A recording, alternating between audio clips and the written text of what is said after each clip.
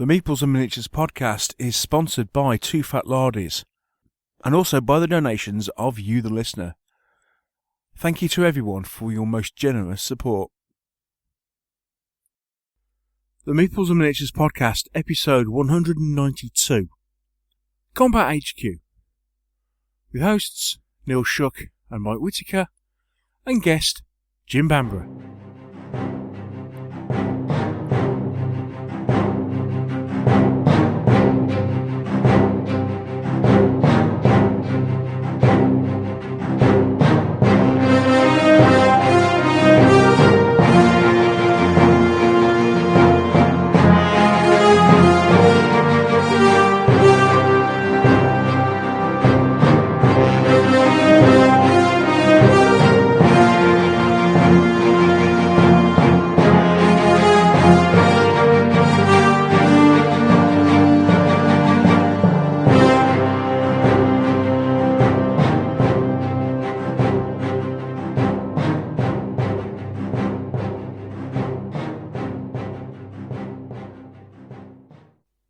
Hello and welcome to another episode of the Meeples and Miniatures podcast. I'm your host Neil Shuck and I'm joined by my fellow co-host. It's the Phantom Cake Snatcher of Old Peterborough Town. It's Mr. Mike Whitaker. Hello, sir. Oh, sorry. Whoops, sorry. Didn't mean to do that. Hi. Hi, guys. No, pay no attention to the cake. I haven't got cake. No cake here. Pay no attention. Move along. Hang on. That's not what I heard. I heard you've been receiving aid parcels. Yes. Come on, spill the beans. So, What's been going on? A little while before Christmas, let's actually put this in context. One of our regular listeners, John Yuenling, sent me a small present of 3 rather nice little 15mm resin cast vehicles, because I'd been discussing these things and on various episodes of the podcast and my blog to do with the I Ain't Been Shotman stuff I've been running. So I have 3 very nice trucks. There's a Dingo armoured car and a couple of trucks from Gaming Models, GA Models. With I'll stick it in the show notes because it's a slightly odd URL.com. Who do 15mm resin cast. I think it would be nice to say they do a lot of the more slightly obscure 15mm stuff that you can't get from the mainstream. A Dingo armoured car and a couple of soft skins, for which thank you ever so much. And I've been meaning to mention those on the podcast. Now, actually, when I get them painted up, there'll be some pictures on the blog and a proper review. But they are rather nice. And so I'm grumbled at by the wife because, as usual, she heard the doorbell and I didn't at 9 o'clock in the morning. Royal Mail parcel man hands her a parcel, which gets unceremoniously dumped on me.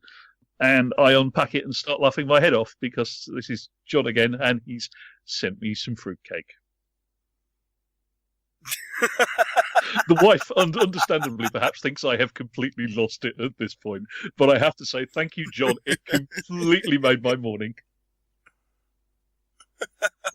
It is currently sitting in the fridge. And if you get down here for a game of Dungeon Saga before I get tempted, you might get some. Oh, right, it's that sort of fruitcake, is it? It preserves itself well. Well, it survived a trip across the Atlantic, and I suspect that being kept chilled at the back of the fridge, it'll be perfectly fine for long enough for you to get here, as long as you're not too long about it. Marvellous. Sounds good to me. So, yes, I have cake. Thank you, John. Thank you. Well, there we go. I quite made my morning. I haven't laughed so much in ages. It was just one of those, oh, yeah, okay. So it is true that we're turning into Test Match Spectral more and more with each passing episode. So, wouldn't it? Yes. Oh, yes, all we need now is one iced with, like, I don't know, a tank diorama on the top of it or something. Oh. Be careful what you wish for. Yes, indeed. Oh, my. Oh, well, okay. What are we doing today, Well, Bill? yes. What are we doing? That's an I'd be excellent impressed. question, well presented. What are we doing today? Funnily enough, we are actually, just talking about tanks, we are actually talking World War II today. On the show today, we have... a name to conjure with. A name to conjure with, a name that is a black... Well, if you've been in the hobby for a long time, you will recognise from multiple different things that he's done. I mean, I must admit, I was quite surprised just how many pies he's had his fingers in. Yes. If you are of Neil and my age and went to university and went, you know what, I really like this D&D thing, I'm going to stop wargaming for a bit, then he wrote a whole bunch of scenario books for TSR in the mid to late 80s through until about 1990. He's written stuff for Star Frontiers, which was one of the TSR sci-fi game. I really enjoyed Star Frontiers. It was a fun little game. I like that. It never really... I don't think it ever really took off as well as they'd hoped, but I love playing It had an interesting little combat resolution system with that big table that I actually nicked for something else. He's written for Warhammer. He's written a fighting fantasy game book. He's written stuff for Torg. He's written for the West End game, the original West End game Star Wars RPG, the good one. Oh my, yeah. And then just for grins, he then went and worked for Microprose. But it was on such games as Fields of Glory, Grand Prix, assorted XCOM products. If you've ever played Warzone 2100, that's him. And there was a Conflict Desert Storm game and a bunch of other stuff. And he's now given up and gone back to his first love, which is writing wargames rules. If you're still looking slightly blank, does the name Jim Bambra ring a bell? Because he did with me. Yes, it certainly should. It certainly should. I found this particular set of rules. I think it was I happened to run into it indirectly on Facebook or something. Yeah, it's running as an advert on Facebook. If you happen to be members of the of the right goods. That might have been it. Yes, and I thought, hey. Well, I'm part of a wargaming podcast. It's a set of World War II rules I haven't heard of. Sign up for the free bit. They're fun and different. So in many ways. So Mr. Whitaker sent the link over to me. Said, "Oi, have you seen these?" And then we just had to chase the man down, which turns out to be a little harder than we thought. Indeed, yes, because he's in a different part of the world than what we were thinking. As you do. I should have twigged when he mentioned how much problem he was having in his broadband install that I can't think of any UK ISP, with the possible exception of TalkTalk, who's that bad. But no, Jim is putting his feet up on Fuerteventura. The Rat Pack. And by all accounts, having a great time, taking advantage of all the modern services available to the switched-on wargames designer for having to put as little effort as possible into physical fulfillment of his product. Spoilers! But as Neil says, spoilers, we'll stop right there and get on with the interview, I think. Indeed. So, we will take a quick break. And when we come back, we will be talking to the one and only Mr. Jim Bambra.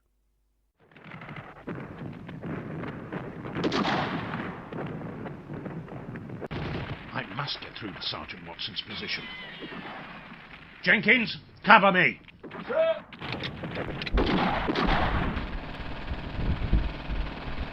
Whoa. Sergeant Watson, bring your men in. Withdraw. It's all right, sir. We're enjoying ourselves. What? Yes, sir. It's these here chain of command rules, sir. We're having great fun. Chain of command? That's right, sir. It's a challenging but fun blend of command and control. It gives me the freedom I want to fight the way I want to. Never had so much fun, sir. And we've cooked you some sausages. Can't be helped, sir. Me and the lads are staying put.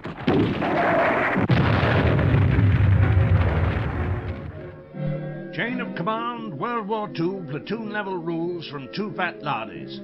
They really put you in control. And they're even better than sausages.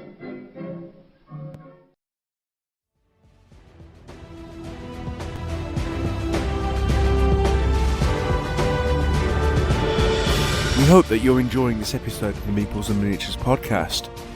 If you are, would you like to support us? There's a couple of ways of doing so. You can become a patron of the show by supporting us on our Patreon page. There you can give regularly every time we produce a show. Alternatively, you may want to give a one-off donation, and you can do that by using PayPal. For more details on both these options, please click on the Donate tab on our website, www.meeplesandminiatures.co.uk.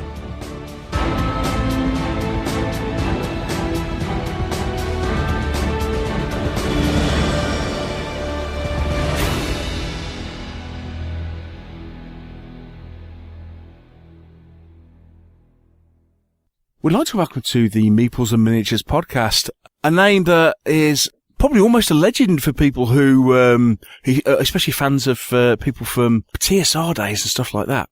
It's Mr. Jim Bambra. Hello, sir. Hello, how are you? Very well, thank you. Very well. How are you doing? Pretty good. I must admit, I didn't realise you were where you were. So you're in the Canary Islands, yeah? Yeah, I moved nearly 6 years ago. Decided I couldn't stand the rain any longer, which is a problem because it's raining today out here, but yeah, at least it's warmer rain. I was about to say, it's probably a heck of a sight warmer than it is here. And hopefully it'll only last about an hour. Nice. That's it. It's raining. What's the face? It's raining, but it's raining, but it's 25 degrees. He doesn't care. Sometimes what happens when it rains, people go outside to watch it. You know, it's unusual at times. Well, thank you for joining us. It's really good to talk to you. In some ways, you may not need an introduction, but we have a tradition on the show that when we first have a guest on the show, the first thing we ask them is to find out a little bit about their gaming history and how they got into tabletop gaming.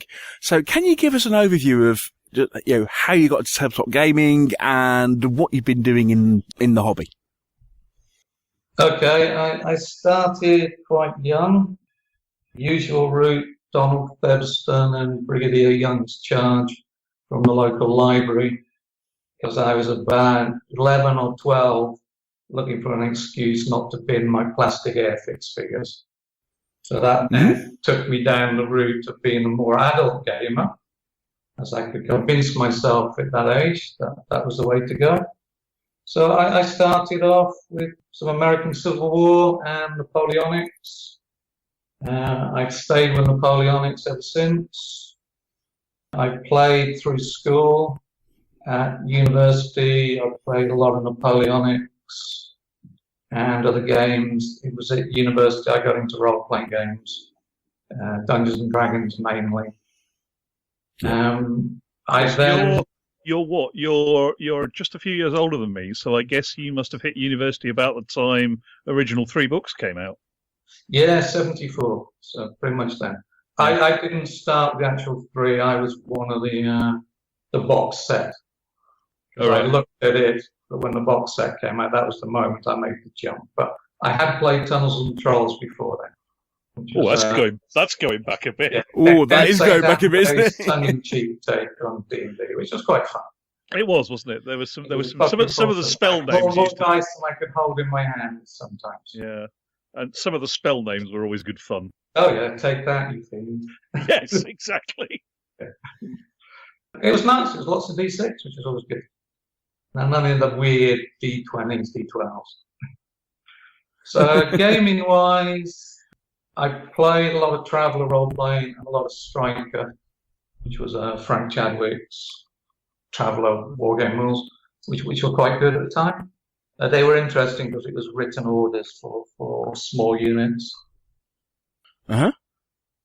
Played some wargames, research group stuff, never really got my head around it. It always felt a bit cumbersome. I much prefer fast response stuff. Played Warhammer from first edition. That was okay. I played a fair bit of TSR's battle system. Generally, it was a good mix of role-playing and stuff on the tabletop as well. I have got covered sort of stuff. You mean we actually finally have a guest on the podcast who's also played Battle System? Yes. Oh. And I preferred the first edition to the second. With you all the way on that, it was so much better.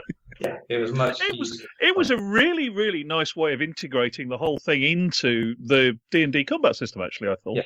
Yeah, it was, in some ways, it was ahead of its time. Yeah. Second edition was dreadful. Yeah.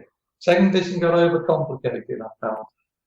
Well, it managed to get overcomplicated and oversimplified at the same time and failed completely. Yeah. And Neil's going, what? I must admit. I think you can still find it on eBay if you're interested. Oh, can you? Oh, I might have to do that. Yeah. Later on, I played a lot of Command Decision from Frank Chadwick, Game Designers Workshop, World War II rules, which were at the time were very, very much a breath of fresh air. When I tried them again a few years later, my brain obviously got older and couldn't cope with it quite so well. It came across as quite difficult. But when I first played it, I thought it was brilliant. The simultaneous movement, the emphasis on command and control, and the pretty fast combat system. Yeah. Somewhere in that big gap, there's a little history with TSR and other hobby companies as well, isn't there? Oh yeah. Lots of role playing. I started writing for White Dwarf magazine, some articles, and I did their monthly D&D review column. I did similar stuff for Imagine, including scripting the Nick Novice comic strip. Oh, wow. Interesting experience. I still have all those sitting in a binder on the shelf. I don't know how well it succeeded. I've never looked at it since. I really enjoyed Imagine. I thought it was a sad loss to the hobby when it went away. Yeah, well, TSR went through a lot of changes in the US, and Imagine was sort of the first victim of that.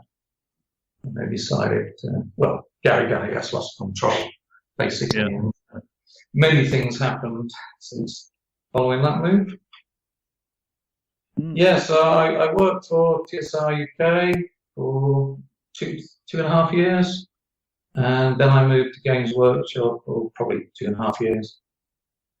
Then I went freelance for three, maybe 4 years before I went into video games at Microprose. Oh, they were definitely looking for people with proven game design experience, and a lot of the designers they hired in the US were ex-TSR people as well. So there's a connection there.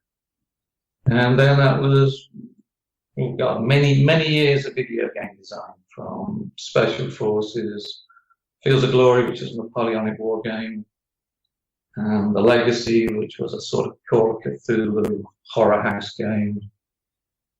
A few others at Microprose, and then I set up Pumpkin Studios, where we did Warzone 2100, which was post-apocalyptic grand strategy. Build your units and cyborgs from mining, drilling for oil, creating things.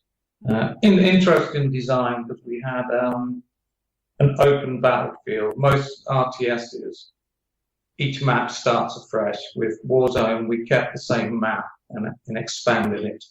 Oh, right. Each time. So the original base stayed there and you could grow it. But the northern section would open up, then the southern section, and then we'd open up the eastern side. So after about 9 to 10 missions, we then took you on an away mission to a new series of maps. But of the 3 campaigns, just the same map, but getting bigger and bigger. So anything you build tended to stay until someone came and knocked it down. But quite expansive, and it was 3D as well, with flying stuff that actually you could whiz across the landscape, and attach cameras too, so you could see the fighters duck and dive around the landscape as they dropped their bombs and fought each other. So I was very pleased with that one. Then set up a new studio called Pumpkin, where we did the first Gulf War games, Conflict Desert Storm, which was Warzone very much in miniature. 4 men, sniper, demolitions guy, heavy weapons, and team leader going against the forces of Iraq behind enemy lines. So blowing up stuff. Yeah. And basically interacting between the 4 characters, either moving them as a group or using them individually. So you could jump to any character, take control, move to another one, take control. So if you wanted to fire the heavy weapons, you could do that. If you got the sniper up on the roof, you could jump to him and take the shot. So we did 2 Gulf War games, the Vietnam game, and a couple of modern day games in that series. And then I came back to my roots of tabletop gaming. Combat HQ again. It's quite interesting seeing the thread through all that, and you've clearly always had a bit of the storytelling element and a lot of the strategy stroke war game element, and in quite a bit of the time combining the two. Yeah. I always think it's interesting, the interaction between different units, how you can use them to create a different environment, really. The beauty of wargaming and video gaming, you can pretty much do what you want, whether it's sensible or not, that's another matter. But over time, you learn the best strategies to work your way through. And the more choice you have, the more learning those strategies, more enjoyable that becomes. And here you are back in the wargames world. So what prompted Combat HQ? I wanted to do World War II again. I had a lot of 6mm and 20mm figures sat around, and I wanted to get back into it. I was doing some late war stuff. I wanted to look at some desert war. This is the bit of the design that can't help design, even though it's not the most sensible thing to do. I couldn't find anything that matched what I wanted to play. I took another look at Command Decision, decided, no, not this time. I looked at a lot of other games, and I couldn't find what I wanted. So you then go, okay, you need to make a list of what you're looking for, because clearly the stuff you're not finding, but are you clear in yourself what you want? So it pretty much became, I wanted to do more regimental brigade stuff. I didn't want skirmish. There's quite a lot of good skirmish games out there.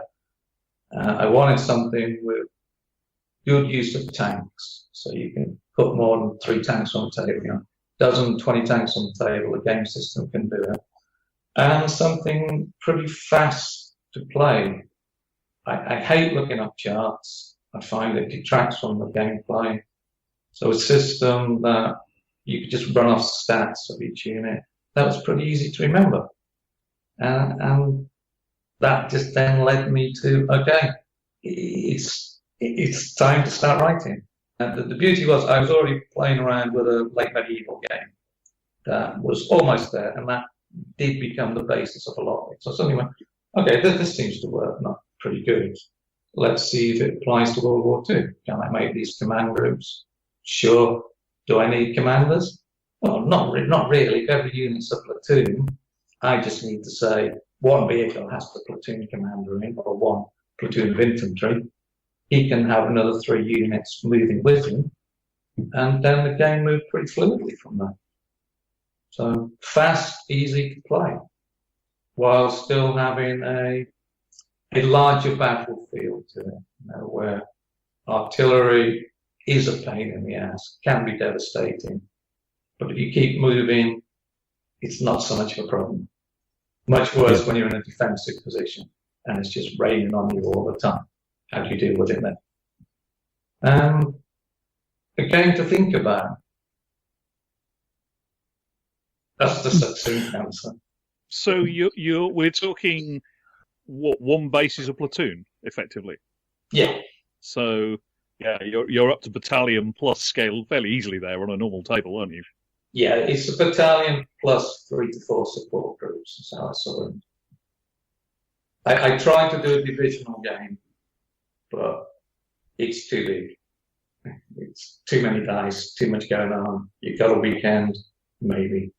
But I wanted 1 battalion plus support to go with it. So it can be done in anything. You're still at the point where you can do the classic 2 up, 1 back with a platoon. Yes. as a tactical option. Cool. Yeah. So you can do stuff like if you've got two 75mm Shermans and a 76, you can do the 275s in the front and the 76 in the back. So the enemy has to target the 275s first. And you keep your machine guns slightly back of your infantry platoons, so that the fire has to fall on them. So that's some of the tactical stuff you can do. Okay.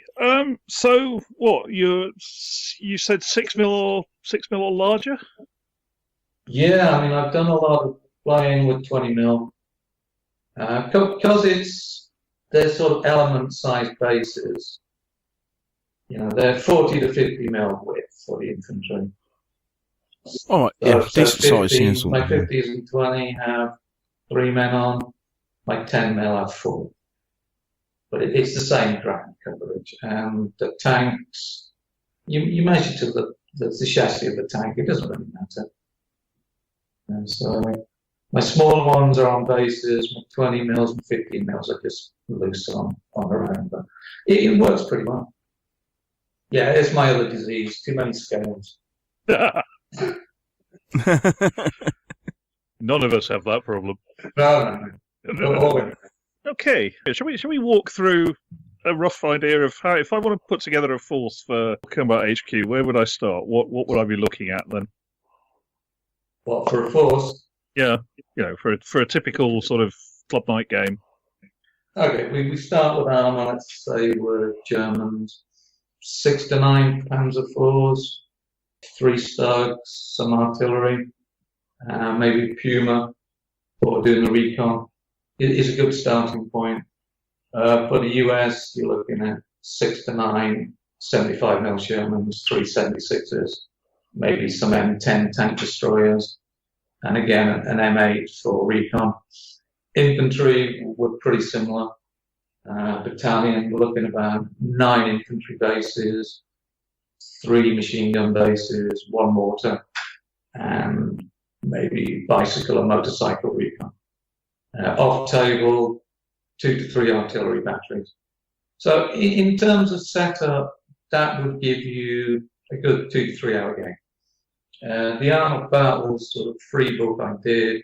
The first battle in there is less than an hour. It's a bunch of Shermans versus a bunch of, I think, Panzer IVs and Panthers. And the 3 times I played it, it all came to just a little under an hour. So starting off pretty easy, and I'd also say, because it's element based, you can just use counters if you wanted to start off with. I mean, for armor battles, I did a bunch of unit cards that are on the website. You could just print those out and put them on the table as your actual units to see whether you like the game and how well it plays. Yeah. So, investment-wise, it's not a lot. I painted an awful lot like this. I want to cover everything. Large size, it's how much time have you got? It scales well then. Yes, it does, because I like to keep a battle group around no more than 10 command dice if possible. And then to be a bigger game, you control 2 battle groups, which can either be me personally, or I control one and a friend controls another one. And the rules just play as 2 different groups, but with the overall commander who controls some of the other assets. And that works pretty good. So you can do the divisional thing if you have enough time. And a beginner table. I'm lucky I got a war games table that fills a room and it can be left up for as long as necessary. But generally, for an evening, it's not big. If you're just doing armor, 15 units, 15 vehicles is all you need. So pretty quick. I mean, if you do 6 or 10 mil as well, they're pretty quick to paint. Oh, yeah. I'm a recent 10 mil convert because of that. Well, I can do 10 mil vehicles in, 10th of the time it takes me to do 20 mil. And I don't see myself as a painter first and foremost. I'm a gamer. So I just want units on the table that look good to my mind. So, and 10 mil was a good way of doing it. 6 mil was a little bit small looking back at it, but it's just my preference changed. Had I been playing more with 6 mil up to 10, I probably wouldn't have done it. But I went from 20 mil down to 10. But yeah, that's a good compromise. It's quite a nice scale, isn't it? Yeah, I think it is. You get a sense of the range and the movement as well, because Combat HQ has sort of opportunities for big moves, and the ranges are 28 for Sherman, 40 for some heavier later war stuff, which is a big target range across the table. And with 10 mil, you get a nice sense that these are fast-moving vehicles moving across the table. You also get what Neil calls the empty table, the empty battlefield feel. Yes, which I think is important. I mean, I went to Colours a few years back and watched a game of 40k with the guys put down the housing blocks as the tanks, and they were about 20 inches apart. Oh, my brain's on, that doesn't look right. Those huge 28 mil vehicles that puts up there. Oh yeah, yeah. They fill the vast area on the table. And it just doesn't look correct anymore. I mean, at the time it didn't bother me, but now I think wants to look like there's lots of movement in the game. Because World War II is characterized by armored movement, or motorized movement, if you like. Infantry who can move a long distance and disembark from trucks. It's not Waterloo, where lines or columns of infantry move slowly across the terrain. Most World War II vehicles are doing 20 to 40 miles an hour. Yeah. It's a huge distance. It gives you a game that has to play differently to Ancients or Napoleonics as well. Very much so, yeah. So, how's it all work then? I mean, I expect you to read me the rule book, but give us a feel for how the game hangs together, how activation works, what the turn sequence is like, that kind of thing. Okay, well, we'll take a fairly smallish force. You've got two forms of issuing orders. You've got command orders and you've got staff orders. Command orders deal with moving units, rallying units, and that's about it, really. The staff orders give you the ability to call in the off-table artillery, and they can also be used to bump up combat results and help the rallying, activate off-table reserves coming in. So they're quite distinct, although closely connected. So in a turn, you'll have your command dice, which, let's say you've got 6. You roll those at the same time as your opponent. What you're looking for is not to roll any ones. Ones are bad orders, bad things happen. If you roll 6s and equal or lesser number of ones, the ones are just discarded for this turn.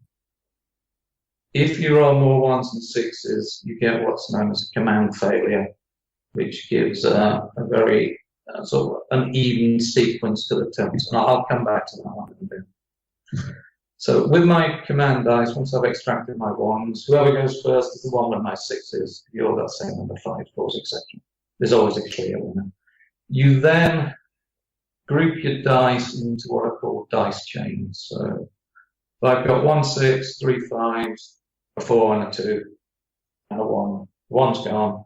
The 6 is on its own. The 5s are grouped together. The 4, 2, the 1 are grouped together.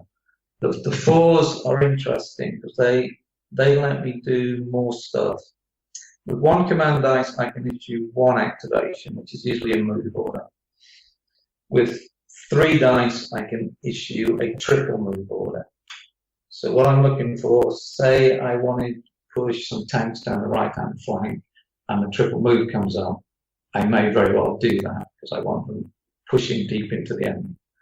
And if they're average moving tanks, they'll move fairly rapidly. They'll move an average 9 inches. So that's 27 inches, say, on a triple move It could be more, it could be less, because it's slightly randomized. So as the commander, I'm looking for my opportunities. If I get a bad set command dice, I'm sitting back. I'm trying to get off some of my disruptions, or maybe rally some troops, or get ready for my big push. If I get a good run of dice chains and sixes, then I can make my big attack, confident that I should be able to push in the enemy. So from one activation, it's a command group of up to 4 units, and there's no commanders on the table. You just select one unit to be the command group, the commander this turn, and 3 of the units within 6 inches can activate them.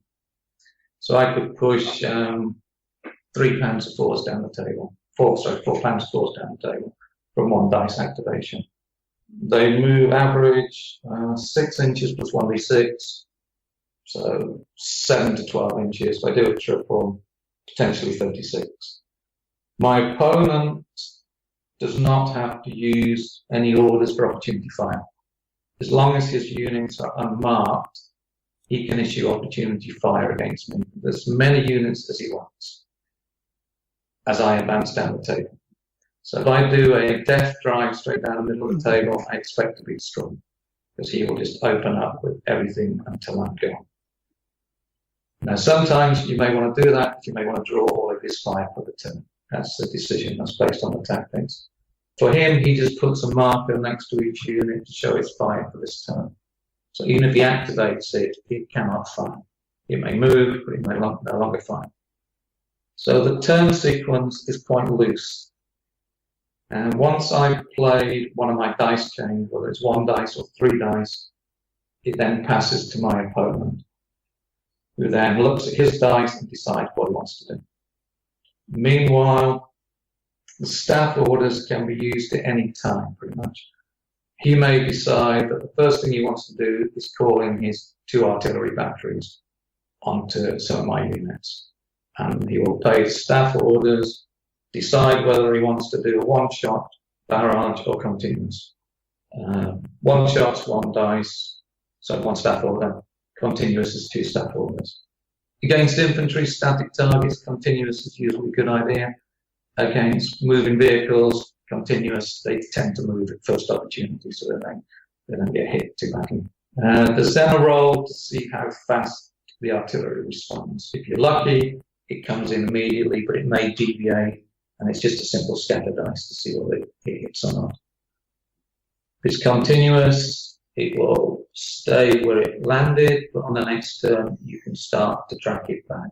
You can move it up to 4 inches for another staff order. So you can start to move it around the position, as long as you have staff orders.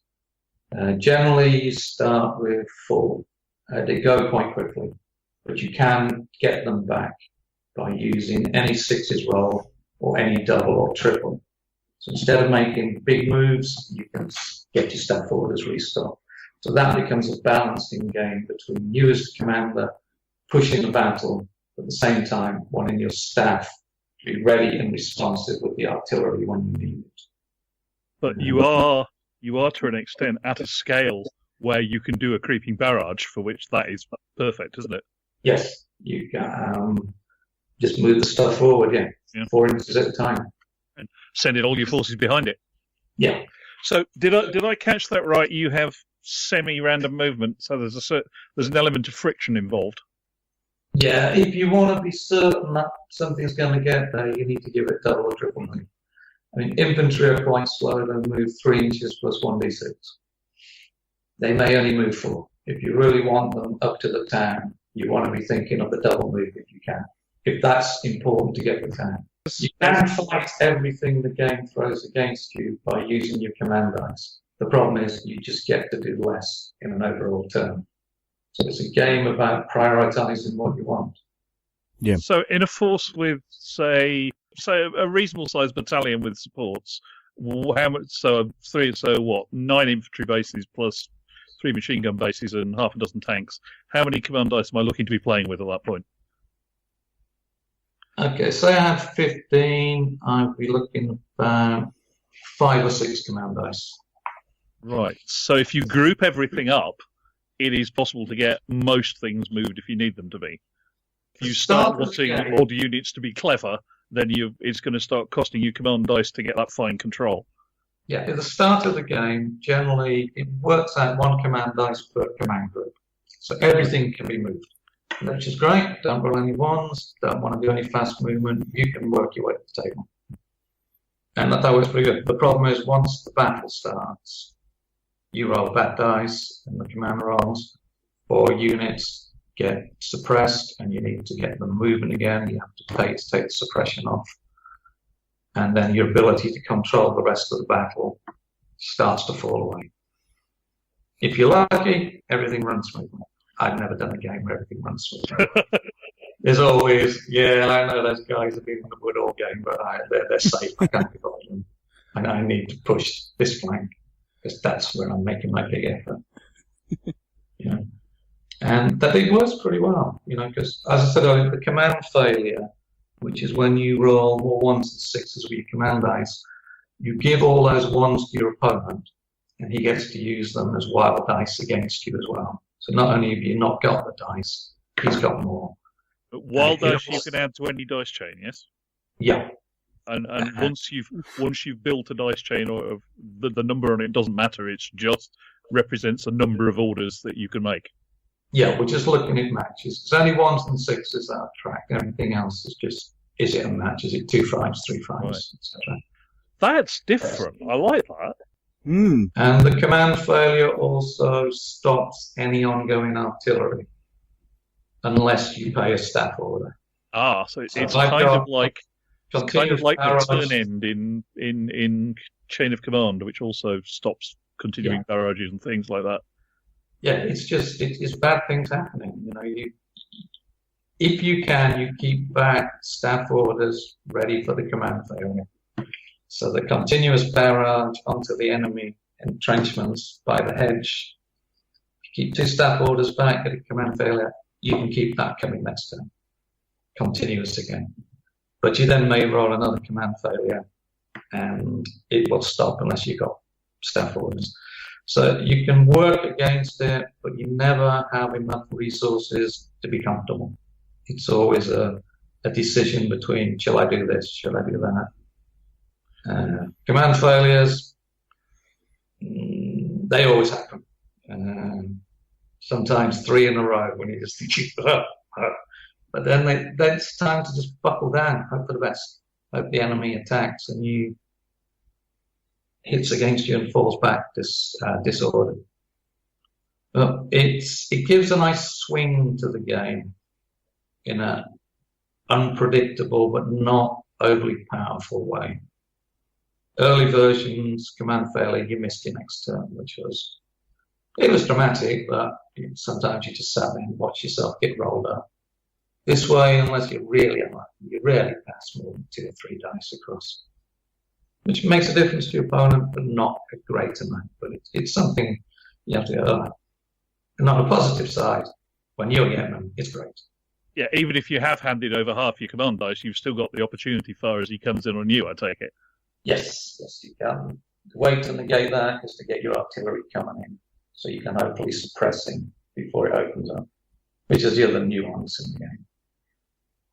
You can call artillery at any time. It may not land till next turn, but maybe you have to wait a bit longer.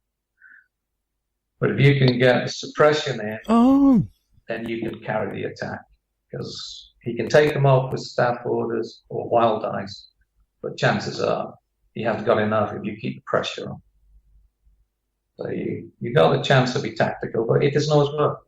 Sometimes the artillery is delayed a turn, and that's just the way it goes. Yeah, but it makes it interesting. Each turn you've just got to reassess what you're trying to do, and whether it's achievable this turn, or is this a turn just to sort of dig in a little bit and get some suppressions off, so your guys will be moving and firing again, or restock staff orders so you're ready for the push later on. So you can do a fair bit of future planning, and occasionally the game goes, yeah, we're going to have all those anyway, so tough, but it still pays off. So Sounds like it's a tough game if you're a defender. No, defending's good because with command dice you just use stocking stuff and bring an artillery down. You know, if you're an attacker and you don't push the attack, defender is just keeping all his dice for defensive work and building staff orders. So you've got to keep the pressure on, and the defender can do a lot. You can drop smoke in front of the enemy positions as well. So their ability to come through it is more difficult. It's interesting. It's certainly not I go, you go, in 2 turns, I'll be up to the town, in 3 turns I'll take it. Because interesting. So how does combat work? We've managed to get ourselves moving around the table now. So how does combat work? just before we go into that, I just want to mention reserves very quickly. You can keep usually 50% of your force off the table as reserve units. These are brought in with either a command dice or staff order. They can make a triple move for free. So, sorry, for 1 dice, not the usual 3. So you can move reserves up, usually past the halfway mark on the table, if you want to reinforce or attack somewhere pretty hard. So again, it becomes a balancing game between the infantry can move up very rapidly when they come on. Once they're on and they dismount, they're slower. The armor can come whizzing through to reinforce or push an attack. So again, the game is a bit like, when do I commit my armor when I'm not quite sure where his is yet? So there's this cat and mouse as well, which I quite like. Again, it's very World War II. You know, not everything was pushed into the battle line and waved forward. Stuff sat back, ready to move up to exploit or defend. And when you're moving 20, 30 miles an hour, that's a big distance on a war games table. And it makes it quite a different feel to everything else I've played or designed. So that's reserves. Combat is pretty quick. It's D6 base. Every unit is rated for a reaction, a firepower, and an anti-tank. Reaction is a mix of armor values, but mainly morale. Infantry, regular infantry have 3 reaction dice. Veterans 4, elites 5 dice. You are when you roll your actions, you're looking for a 4 or better to make a roll. If you're suppressed, it goes up to 5 because they're more nervous. The attack, the firepower is anything against a soft target. Infantry, anti-tank guns, mortars, trucks, anti-tank, anything with armor. So it's pretty straightforward. If my infantry fire their rifles at other infantry, I generally have 5 dice. Effective range, I'm looking for 4s. Long range, I'm looking for 5. Close range, it gets bloody at 3. So I roll my 5 dice. I get, let's say, 3 4s. Reaction then has to be rolled on 3 dice. So odds are I'll make 2, so I take 1 hit. Units they get dispersed on 3 hits. Right. So things take a lot of fire. They're just taken off the table there. There are retreats, but it's a product of suppression.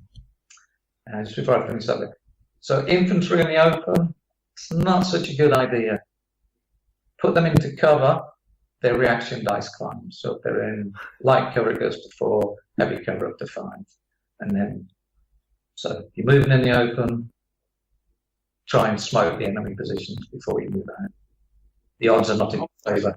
So the way cover works is that it adds to the number of reaction dice that you're rolling. Oh, cool. Yes. So things are harder to damage. They're more confident, they're harder to hit. It works pretty good, I find. I like it that way round as opposed to applying dice modifiers. Yeah, I didn't want to do that because I wanted something that was pretty quick. Like I'm in cover, I'm more confident. That's the way I look at it. I'm harder to hit, very entrenched. 4 dice, 5 dice, 6 dice, come and get me. I got a machine gun. See what you can do. That kind of thing. We're much more confident. And it makes you look at the table. Okay? To get to the edge of the woods, I may do it 1 move. He's got Panzer IV's over there, that if I don't make it into the woods, he's going to come around and start firing at me. I'll make a double move, make sure I'm safe and get the cover bonus from the woods, or over the wall, into a safer place. I don't want to risk being in the open. I want to move quickly with infantry, or do something to distract his tanks. So that's basically how it works. I mean, a tank shoots 6 dice, maybe reaction 5 on a Sherman or a Panzer IV. So effective range, the odds are slightly with the firearm, which I think is the way it should be. If it's in cover, it becomes even or harder. If you can close to close range, it gets quite bloody because 1 in 3 of your dice are going to score hits, as opposed to only half of your opponents.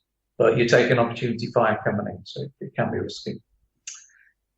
Built into it is the morale effect, and I went through numerous iterations on this one, but I came up to, when I roll to hit you, every 6 I roll is a potential suppression against you. And a suppression slows you down and stops you from firing, makes you less effective in close assault as well. To stop being suppressed, you have to roll an equal number of 6s. So, odds are you can, maybe you can't. So I roll a lot of 6s, you don't match, you will be suppressed. So you get marked with a suppression marker. If I also score 1 or 2 hits on you, you're forced back at the same time. And you're forced back the same as your normal move. So infantry would go back 3 plus 1d6 per hit. So if I did 1 hit on you, they could go back 1 dice, 2 hits, 2 dice. And the best way to think of this is they panicked, they routed, but they rallied. They pulled themselves together, whatever distance they fell back to. And they will fall back behind cover if it's available. They will stop once they're there. So you don't have to make any morale checks. Low fire will tend to drive people back. Particularly once you suppress any more fire coming in, they are only saving on a 5, not a 4. So by concentrating fire, you tend to force people out. Not necessarily dispersing them, but making them keep their heads down. And I found that worked pretty well. I mean, it's just quick. You can see how many 6s roll. Can you match? Yes or no? If yes, fine. If no, you're suppressed in place or you're retreating back from where you are. And it also worked nicely with the artillery, because when artillery or mortars hit, you have to roll 1 more 6 than the mortar or artillery. So they have more of a suppressive effect on you as well. Mm-hmm. Oh, I like that. So 4 dice, 100 mil batteries coming in with 4 dice, and you're only saving with 3. But every 6 you roll, you've got to roll 1 more. So you've got the nice suppressive effect of sort of World War II artillery, which wasn't nice in it kills, but it wasn't its main purpose. It was to break up the enemy, make them keep their heads down, make them realize they're in an untenable position. And it worked quite nicely. It took a few games before it came together. This is it. This is simple. My artillery, I'm dropping it on here. I'm going to get you suppressed, even if I don't kill you. You can't hold that position for too long. And it worked nice. You seem to have found a really nice little abstraction there that seems to work for just about everything you need it to. Yeah, because, basically, most games go roll the hit, roll damage, roll morale. It's like, yeah, it's okay, but if I make a good roll to hit, you've got to make a good roll in reaction. And if you don't, you fall back or you destroy it. It's all very neatly tied up in one roll. And because things will lose their position if they roll badly, they will fall back. And you can't order them again until you spend either a staff order or a command dice to take the suppression off. So they're eating into your other options when you get there. And 6s are nice with D6. I roll 6 6s, I'm very happy. I've driven you back, or I've destroyed you if you can't match. And what I wanted, I didn't want to have to look up range versus armor versus what's the Sherman, it's moving fast, it's this. But by then my brain is like, what am I doing? I want to know. I start with 7 dice. I'm not moving, so I keep my 7 dice. If I move double, I lose 1. If I move triple, I lose 2. So there's a penalty for fast movement. But I roll, you're at medium range, and it falls. So 7 dice with the falls. If I get 6s, and it wins. You've got 5 dice in defense. Unless you recover, you roll your 5 dice. If you're normal, you need 4s. If you're suppressed, you need 5s. And it's very quick. You just look at the stat and go, right, this number of dice. And unless you're wildly swinging between your army rosters each time, your Panzer IVs, your Panthers, your Tiger 1s, they're memorized in a couple of games at most, because there's only 3 lines. There's movement, reaction, firepower, anti-tank. And that's basically it for the stats. And that gives you a very good range. Possibilities. And it does mean, I guess, that if you're playing one of those big sprawly games on a club night, nobody's going to be spending their entire game buried in the rule book trying to figure out how it all works. You should be able to get quite a big game going quite fast, I would have thought, with this. Yeah, and because the dice is designed to get a result when you fire as well, quickly. You're safe, you're dead, you force back with hits. Yeah, it's that quick to calculate because it's very clear. There's my dice, there's 4 hits, there's your dice, 2 hits. I've done 2 hits on you. The difference. So if you get used to just rolling the dice next to each other, you're just looking right, done, move on, next one. And for me, that's important. I don't play to crunch mechanics. I play to make the hard decisions of, 3 dice, okay. Okay, we're going to push this attack here. And let's hope he doesn't cave us in on the rest, this guy. Not, the odds are this, it's that. It's like, no. I can do this. I know. I'm the attacker. I know what I'm pushing against him. Let's go. Can I draw some opportunity fire before my big units go? Is the other question. Infantry and light units become very useful because if you know there's 3 pack 40s there,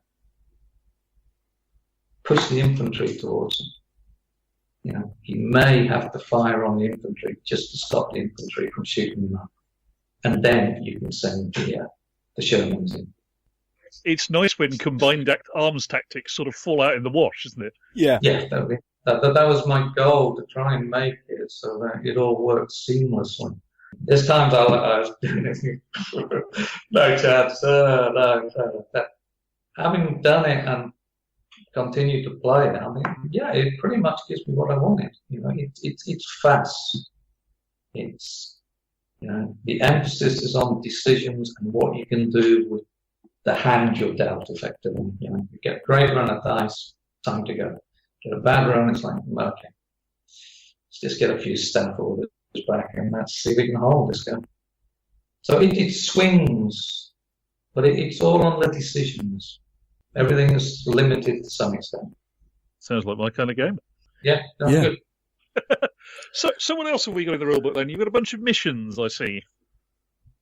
Yeah, there's a simple campaign system and a bunch of missions sort of tying together. So we have a classic meet and engagement, equal forces against equal forces, and then some flank attacks, hold the line, lost units, need to rescue. They're all the classics. Yeah, and it's pretty much geared around where the reserves can enter. And it's assuming you have pretty much equal forces, even as an attacker and defender. If you plan your attacks right, you don't need the normal 2 or 3 to 1 superiority that you would say in a Napoleonic game or Ancients. You can drop your artillery where you want it. You can push the flanks. You can avoid the strong points. You can look for the weaknesses as the attacker. And if you can keep the pressure on, you can avoid a lot of the defensive positions because they're not strung all across the table. They're only 12 inches, I think, at most on the trench lines. So it gives you tactical problems. So just give variety how to set up. Some of the defensive stuff, the defender is limited to turn 3 before any reserves can enter. So, although I say they're equal forces, you're facing a lot of the enemy before your reserves start to show up to redress the balance. So again, it balances nicely that way. And a command failure will stop your reserves from entering as well, unless you pay extra. So again, it's you have to make a decision sometimes. So is it worth holding, or do I just want to get them on the table because I'm not feeling lucky tonight? So the campaign system is tied in with a pretty simple way of getting experience to units. So at the end of each game, you check to see whether units are dispersed permanently or not. So anything dispersed in the game goes into the list, and you roll to see whether it's recovered for the next game. So there's always risk. If you push things too hard, lose a lot of units, they're not there for the next campaign battle. They're either badly damaged or they're not available. They're just gone. And the campaign game, you can also add additional support groups as well. So you can start off with just a battalion and its artillery. Next game, you can add in a tank destroyer force, a bit more armor, and a bit more infantry later on. So it can grow as well if you want to.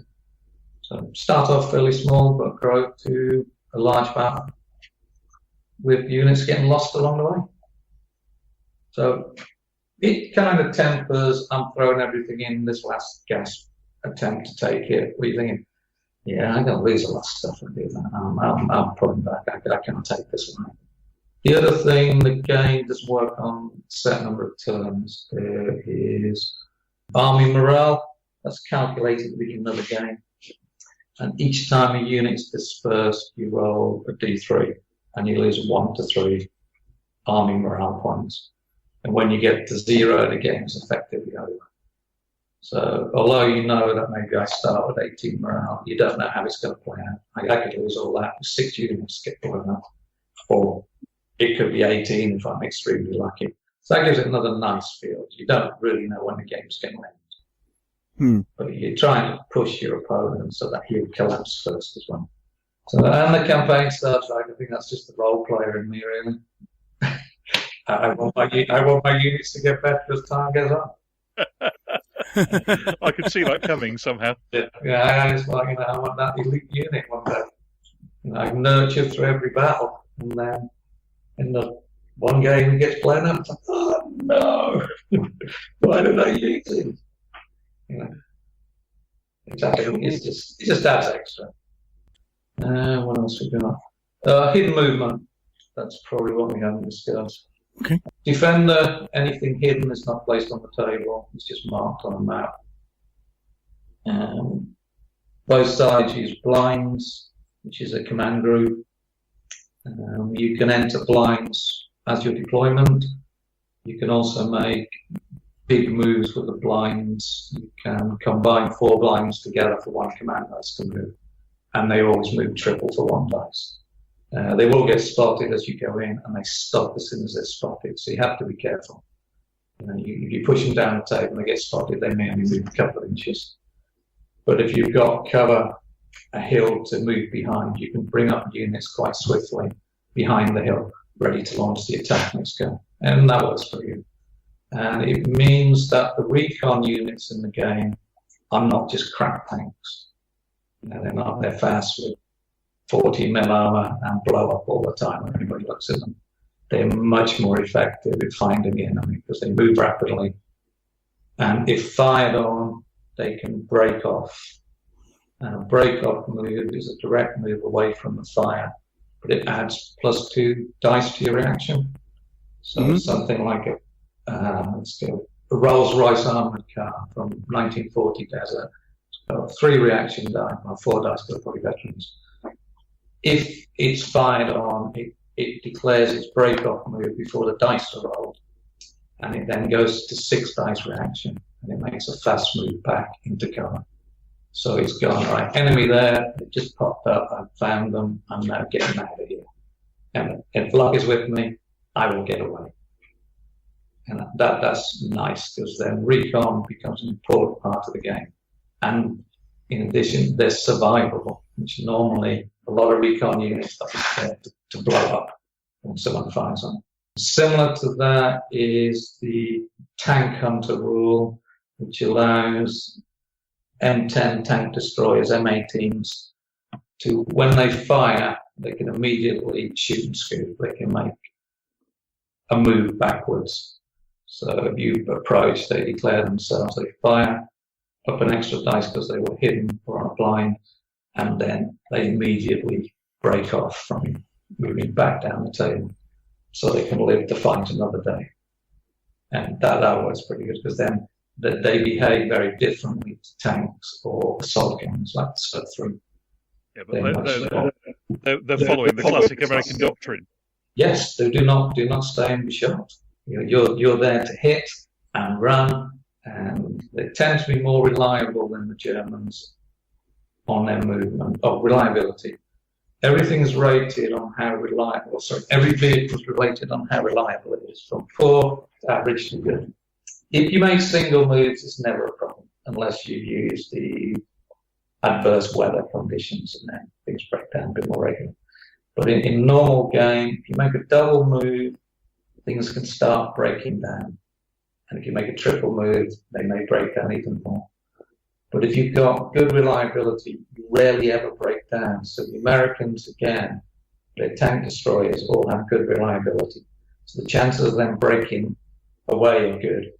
And then redeploying them rapidly somewhere else is also very good. You wouldn't do it with an early war British tank, for instance.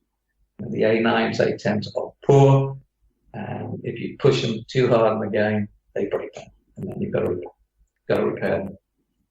Which is simple, you just play a command dice next turn, but again, it eats into what you can do. So three types of vehicles. Yeah. Americans, they tend to be fast, they're reliable, they're not so well armored.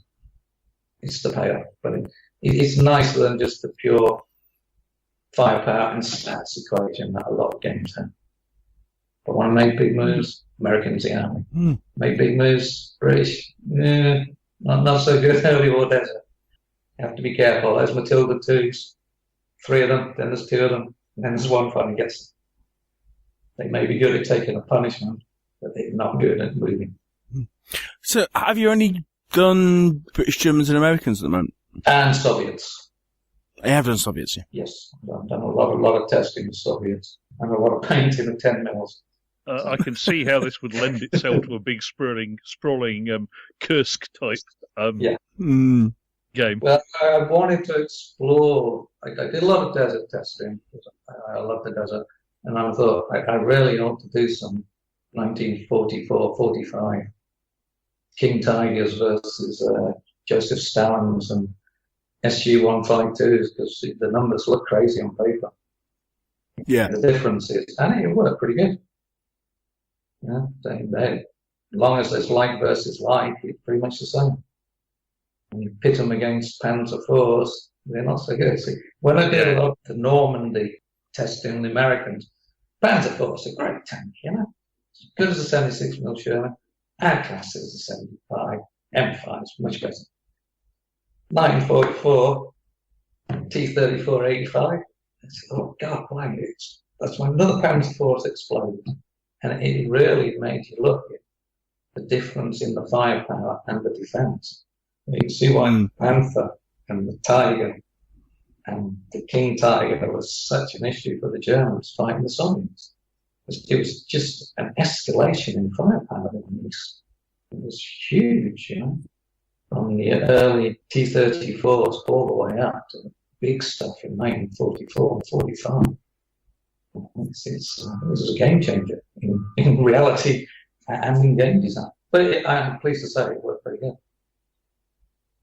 Panzer IVs, keep them back, push your Panthers in the front line. They got to survive. Get the Panzer IVs, try and get the flanks, push them in once the Panthers have weakened some of the T-34-85s. So, plans ahead. I've got a bunch of late war army books I'm working on. I'm hoping to get the German one out next month, first German one, which is all the late war stuff and an army builder system, which is points based but also unit availability based. So it's still a battalion and it's still support groups. So you can have 3 stack 3s, 1 to 3 stack 3s, or 1 to 3 Yak Panthers. So you have to make a decision, but the Yak Panthers cost you more, so you'll have ultimately less units on the table. It's finally come together. It's been a brain ache doing all the points balancing. I used to think I did a lot of time in Excel when I was running a software development studio, but nothing compared to doing points at work. So that's coming up. That'll then be followed by Panzer Grenadier and Panzer Recon book, just to tie all that stuff together. And that's an interesting twist on the mechanized and motorized infantry as well. Originally, I had them as separate units that mounted and dismounted into their half tracks. Yeah. Now they're just one unit. The game just assumes that they are better supported, they've got a better reaction dice, and they've got the extra firepower from the machine guns. But they're one unit. But you can, so give Panzer armored Panzer Grenadiers move average, so they're faster than foot-based infantry. But you can also give them a rapid deployment order, which doesn't cost any more, it just lets them move fast. But they lose dice off their combat ability when they do that. So after the Panzer Grenadiers, I'm rounding out late war Soviets, US and Commonwealth forces in different books. And then I've got nearly finished a book called Combat Commander, which are the rules for large forces. It's how to take 2 separate battle groups and make them into a divisional force, how the combat commander will control both forces. Or in a multiplayer game, the combat commander and 2 other players, and he has control of the staff orders and the artillery and overall game objectives. And just some rules for how that all works, how you would sequence what could be a 6 to 8 player game. Or a large 2-player game if you're that way inclined, if you have enough time. If you've got the weekend to go for it or a whole day, you can set up 2 separate battle groups. And the approach I took was, if everything is one big group, there's too many command dice. You'll have 20 command dice, and you may not use half of your force, which is unrealistic. This way, you've got 2 battle groups with their own command dice. You have to make sure both are functioning in the game without that being complicated. And the commander, by drawing the staff orders, can direct artillery and has bonus dice that he can offer to each group as it goes through. Plus some special abilities for commanders. After that, I want to do the rest of the army books, and I want to do a book on engineering, how that works in a combat environment, and air power, which is one thing I say is missing from the game. World War II, unless it's heavily overcast, is very much a game of ground attack aircraft as well, and anti-aircraft fire, and smoothly integrating that so it becomes a fun part of the game and not an add-on where you're thinking, it's too complicated, I'm not using it. And you're also up at a scale where it actually both aircraft and the slightly longer term engineering approach actually matters, whereas yes. in a platoon plus level game, then your engineer unit hasn't hardly got time to do anything, let alone clear a minefield. Yeah, so we're looking at 15, 30-minute turns here, so you can put the engineers to clear the minefield, and hopefully they'll do it in 1 or 2 turns. Push you through. And that does work. You obviously got to make sure they're not getting targeted by everything around them. So again, the aircraft Stukas in 1940 were devastating to the British and the French. They were artillery coming in on the rear artillery positions and just obliterating the artilleries. And it's a very different way of playing. And it's something I'm very interested in. Plus rules for simple bombing runs may or may not hit your own side, depending on whether you roll a bunch of 1s or a bunch of 6s. It's the same again. You roll a lot of 1s, he drops his bombs early, and your own side gets hit. If you don't, he targets where you want as he flies across the table. And that was pretty good. And I think, again, it defines World War II. World War I, not so much ground to air stuff, some but not a lot. Modern day, obviously, a lot more. But anything before World War II, you just don't have that third dimension of that. Having to have those anti-aircraft guns in position. Because most World War II war games, actually, my anti-aircraft guns were used to obliterate infantry. Because they weren't in planes. Or the rules for planes were like, I've got time to read on plane. So that would be interesting. So, well, lots to come from my side. Right, so lots to come, but I suppose the $64,000 question is, what format is it available in, and how can people get hold of it? Okay, my main platform is Amazon. On Amazon, you can get Kindle, and you can also buy a paperback through CreateSpace. If you buy the Kindle version, I also give a link where you can get hold of a PDF copy if you want to download it, which is great for getting the charts and everything for your game, or printing out sections prior to the game. Yeah. That's it. I've looked at other ways, but at the moment, Amazon give me the platform I need, so I don't have to be collecting the money. Yeah. They can do that side for me. I mean, their royalties are pretty reasonable. I have Combat HQ sitting here on the Kindle app, and it's nicely laid out, easy to read, easy to find things. What more do you want? Yeah. I know people like paper, but paper is an expensive commodity still. Yeah. And I polled people on whether they wanted black and white or colour, and people went for colour. But I remember that poll, yes. Yeah, colour is really heaped on the price. I'm thinking the future books just black and white, and if people want colour, I might consider it later. But I think army lists with a few pictures of tanks and a few battlefield setups, black and white is a good print option, and I think memory serves me, it halves the price, if not more. If you don't do colour. You can always con people with black and white with a colour cover, of course. Yes, well, definitely a colour cover. So they're the options. PDFs, they're available if you want. People can contact me directly if they want. I normally that's for an Amazon receipt if they've not gone through the other means. And there's also Armour Battles as a teaser, yes?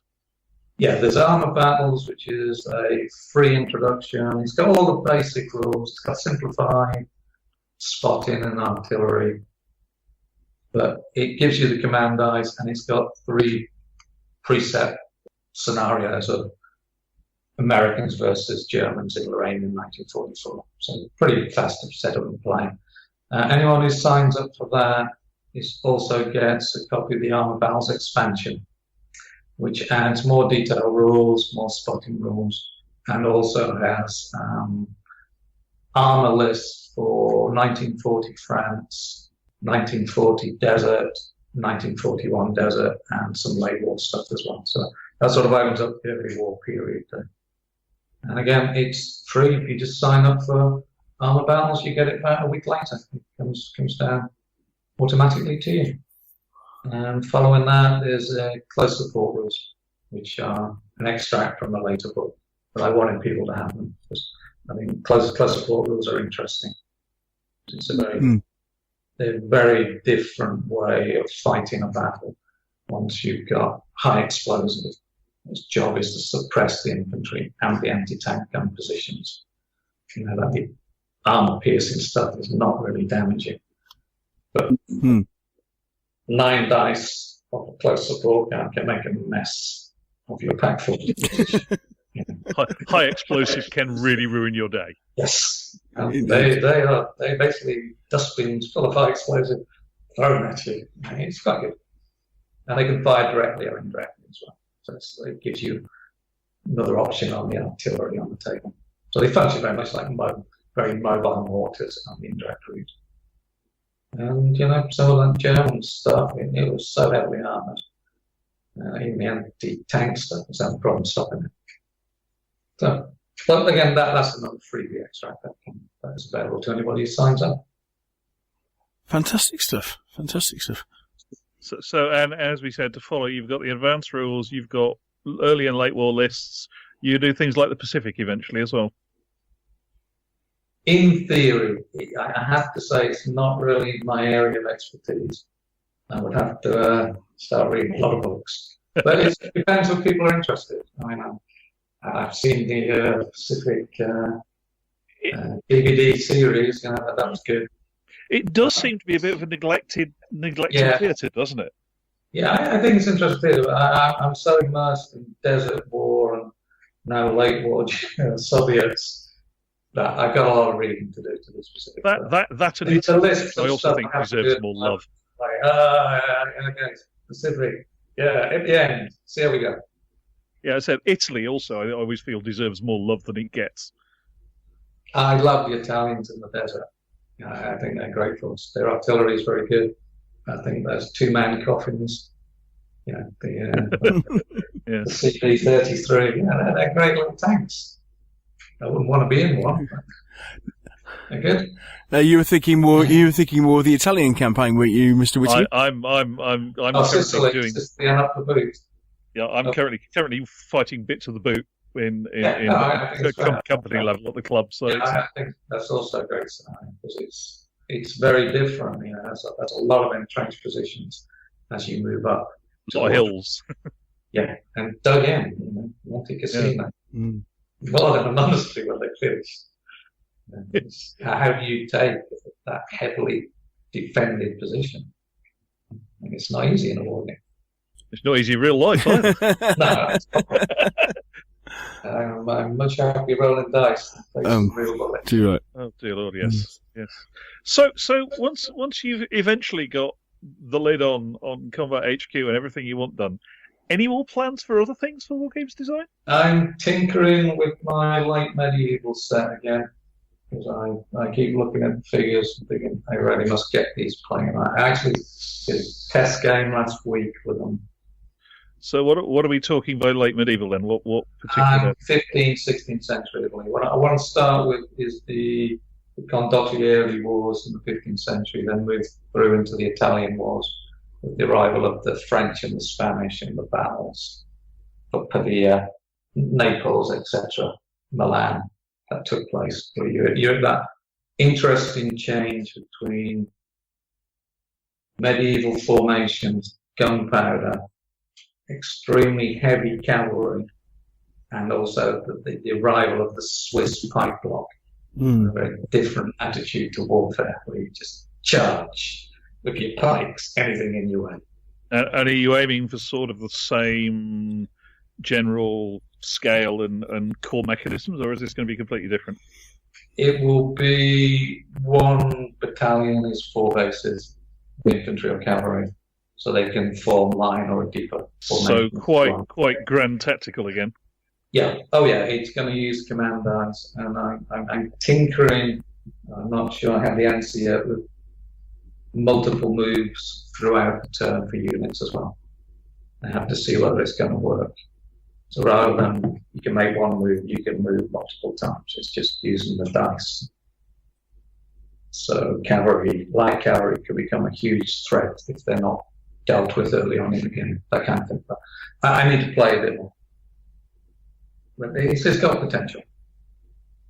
But it would still have the same built-in mechanics of roll 6s, enemies potentially falling back in disorder. You've stopped them, you've got time to do something. I've also tentatively have my Grand Napoleonic design. I need to get time to write. It's the easy thing with game design is getting stuff on the table, trying stuff out, making notes. The hard work is to turn it into books so people can understand. And that's what takes the time. So what is the war game scene like in Fuerteventura then? There's 3 of us. That many? Oh yeah. Wow. So, and anybody comes on holiday, my brother-in-law never played war games ever. Now plays every time he comes, and sometimes willingly. He's enjoying it, so it's very small. But in the days of the internet, you can get feedback from Australia and other places quite quickly. People are showing interest. Usually quite good at bouncing ideas off and telling you what the internet is. The internet is fantastic. I remember when you sent out that poll how people wanted stuff, colour, black and white, etc. I sent you the results of the poll I'd run on my blog. Yeah. It's Without fantastic being able to do things like that. Yeah, I wouldn't even consider being a war games publisher. I don't want to start an inventory out here. It cost me a fortune to get it to anybody. With Amazon, it's electronic or it's print on demand. I can have any number of books, and they get sold. The paper copies are actually print on demand, are they? Yeah. Sweet. Yeah, so there's no inventory held anymore.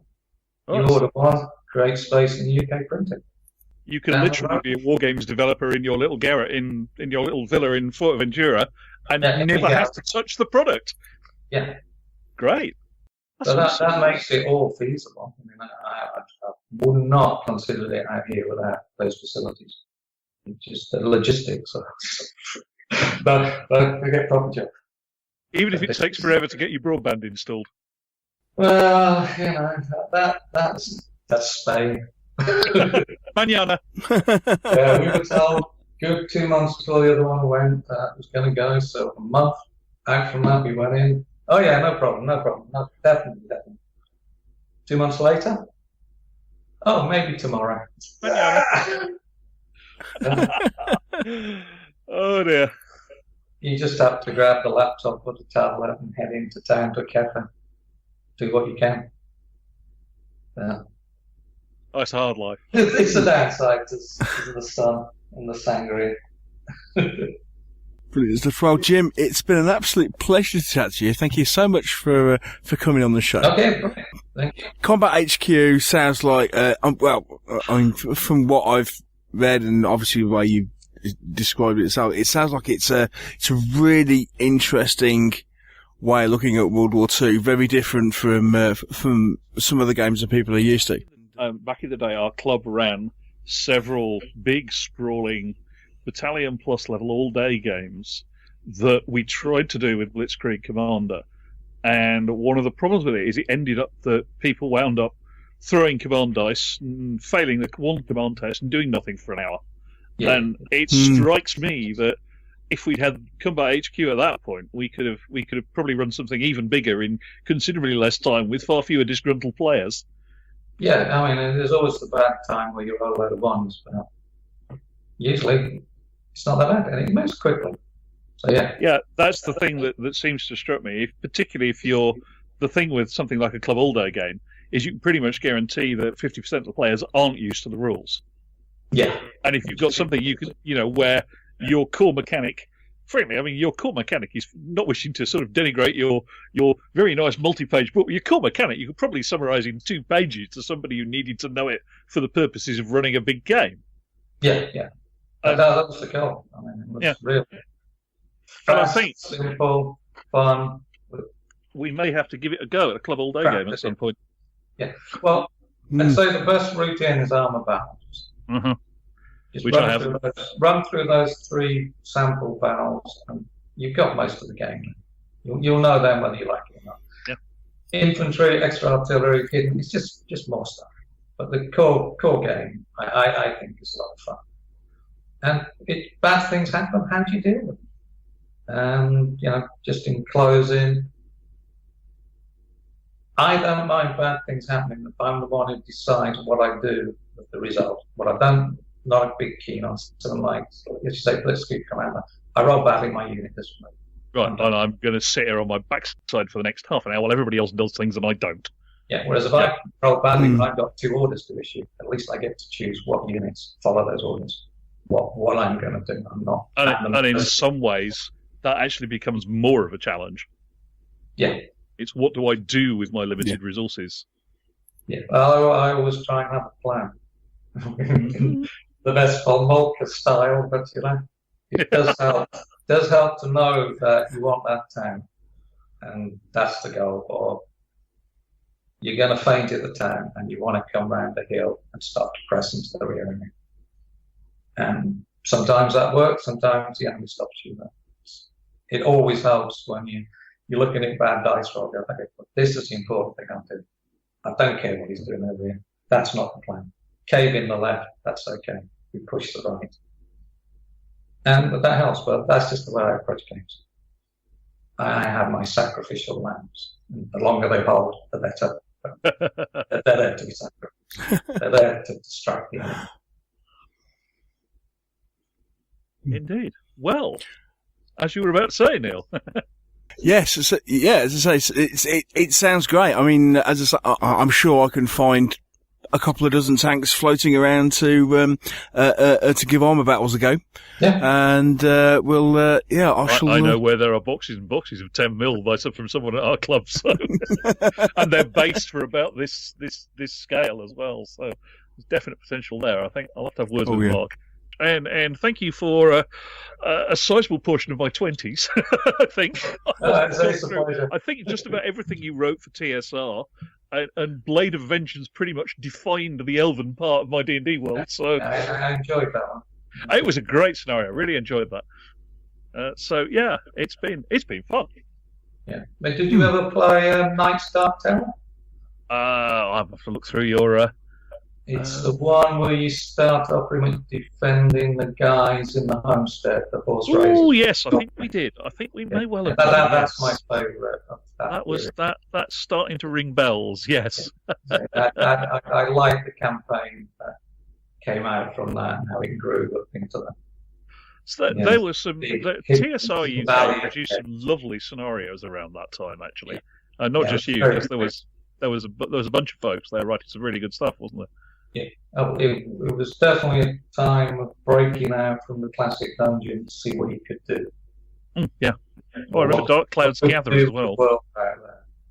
As opposed to go down the ground, kick in the door, kill a monster, take its treasure, which was fun in its time, but stories started to become much more important to people, I think. Or at least to designers, anyway. Well, I think it's starting to become that way in war games as well. You're starting to get a lot more systems like where there is a certain amount of character put on your commanders and a certain amount of context and campaign narrative built into rule sets, and I think that's only a good thing.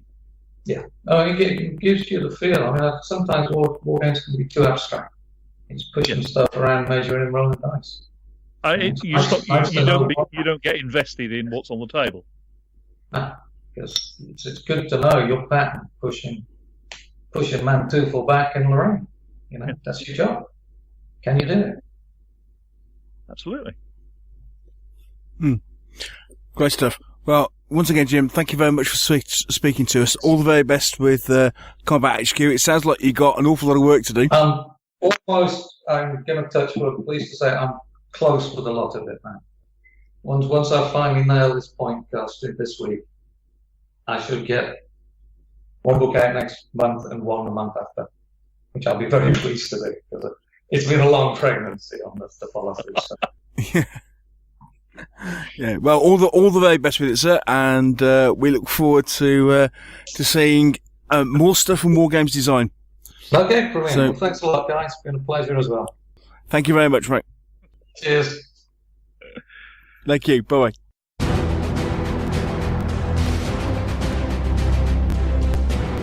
We always love to hear from you, our listeners. You can contact us in a couple of ways. You can do that via email at mailbag@meeplesandminiatures.co.uk, or you can now leave a voicemail message for us. The number to call is 0116 318 4114. Please note, call charges may apply.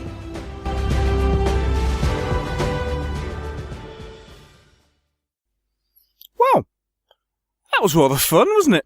That was different. In a good way. Yes. I don't know of any other World War II rules that do that.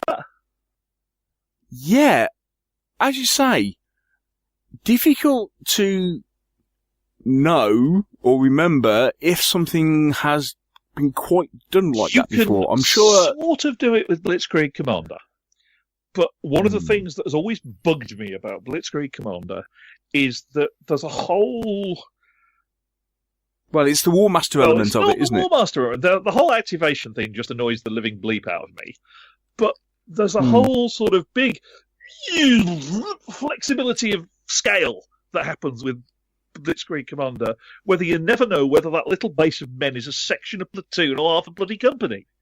Yes, I mean, I've played like Cold War Commander, for example, where you basically represented I've had a late 70s British armoured regiment at 1-to-1 scale, where that little base is a section. No, it's platoon, actually, I think. Yes, but even so, as I say, you've seen other things where, yes, they're sections. And equally, you don't know whether that cluster of 4 buildings is some little German hamlet or Munich. Yes. Well, I don't think I've seen a set of rules that quite so overtly nails its colours to the mast and says, that base there is a platoon. This is, to take Rich Clark's classification, battalion plus, if not regiment plus. If it wants to be. If you do it big scale. And seems, I say this having done sadly not done anywhere near as much playing around with the rules that I'd like to, but listening to Jim reading through the rules, it feels like it should work. So I've had a bit of a play around with Armoured Battle, which is, as I say, the freebie with all the basic rules in it. That's nice because as you say, the maximum amount you will need is around 12 to 15 tanks plus a couple of armoured cars. And, anybody, especially especially 15 mil or lower, I would have thought most people will have something akin to that floating around. Okay, you haven't got the combined arms element of it, but you've got that, you've got some artillery support, and it gives you a good feel for the base of the game. And it's like, these are interesting. These are different. He seems, as I said during the interview, he seems to have found an abstraction that works.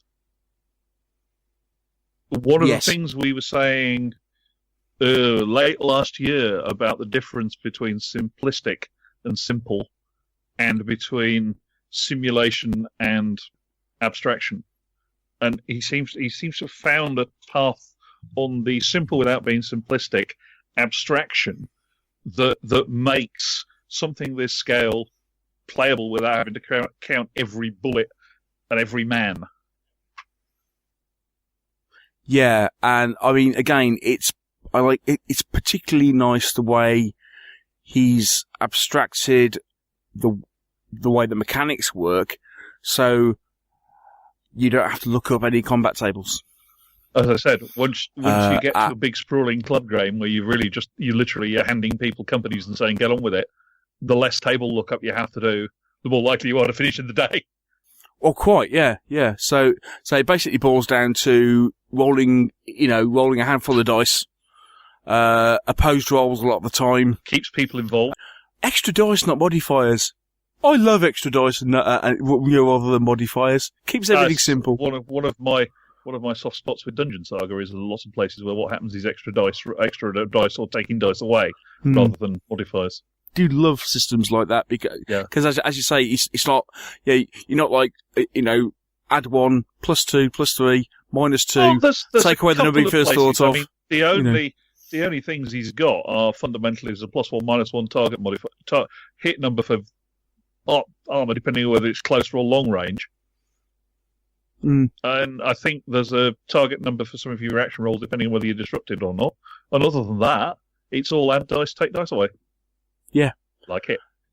Yeah, very, very interesting. Well worth a look. What a nice chap. Let's face it, you ought to know his stuff by now. After all, he's been listening to us for 9 years.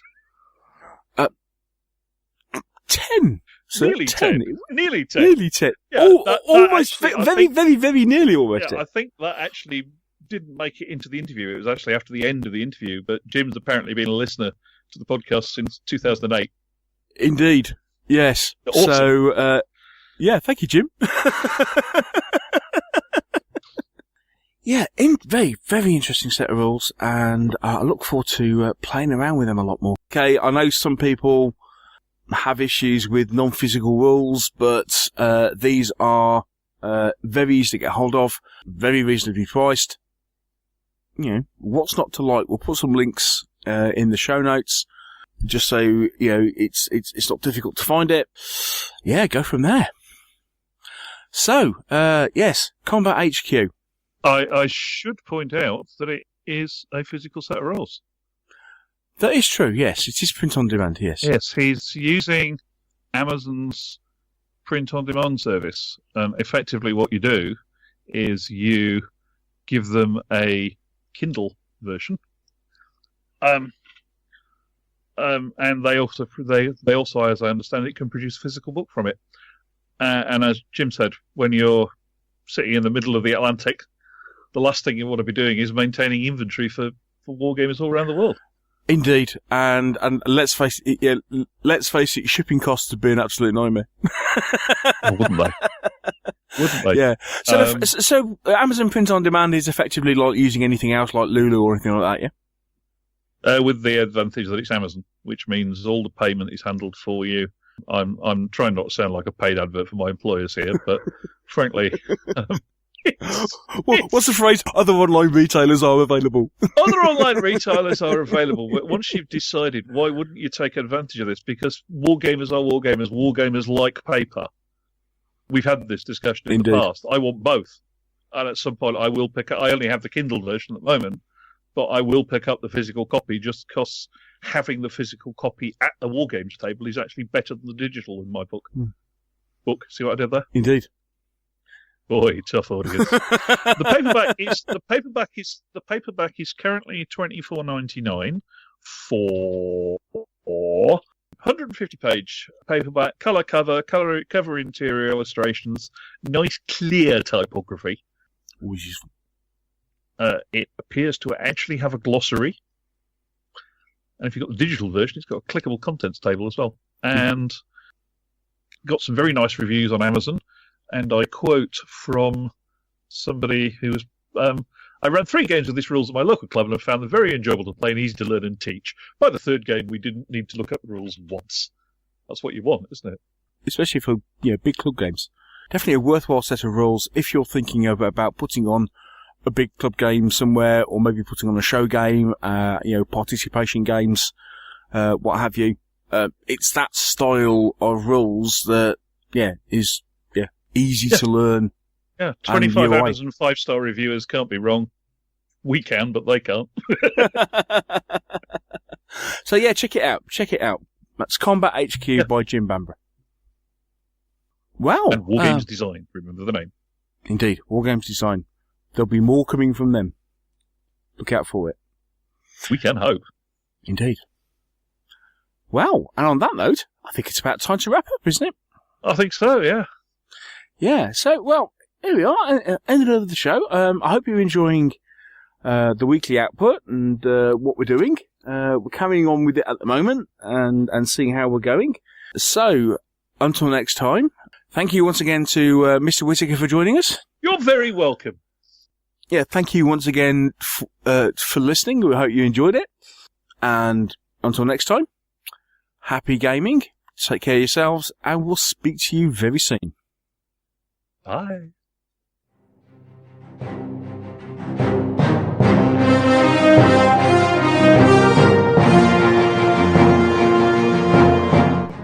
Thank you for listening to the Meeples and Miniatures podcast. If you've enjoyed the show, why not share it with others by leaving us a review on iTunes? And if you have any comments or questions, you can always email the show. The address is info@meeplesandminiatures.co.uk. And you can also visit our webpage, where you'll find a complete episode archive, all the View from the Veranda podcasts, rules reviews, and our blog of hobby items and news, which is updated several times a week. This is also where you'll find the links to our presence on social media. And here you can follow us on Twitter or join our Facebook group. And finally, here you can also find details should you wish to support us by making a donation to the podcast. All this on the Meeples and Miniatures website, www.meeplesandminiatures.co.uk. The Meeples and Miniatures podcast is licensed under a Creative Commons Attribution, Non-Commercial, No Derivatives 3.0 Unported license. Thanks again for listening, and we'll see you in a couple of weeks.